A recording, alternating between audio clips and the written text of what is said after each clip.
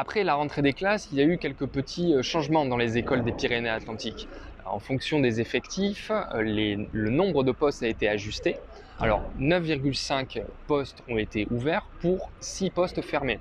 Alors c'est plutôt uniformément réparti entre Pays Basque et Béarn. D'ailleurs, vous pouvez retrouver la carte sur le site sudouest.fr et dans nos éditions du mercredi 8 septembre. Alors que retenir? Une ouverture a été accordée à Setzer dans l'est du département. D'autres communes rurales béarnaises ont connu des ouvertures, notamment à Serres-Sainte-Marie et à Cobios-Los.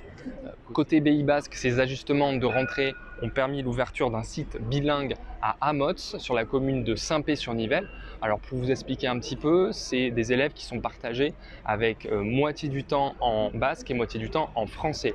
Les écoles d'Idos Mendy et Os ont mis en place, et c'est une nouveauté, l'enseignement immersif, c'est-à-dire que les élèves sont entièrement en basque pendant les premières années de leur cursus et ensuite basculent sur le français progressivement.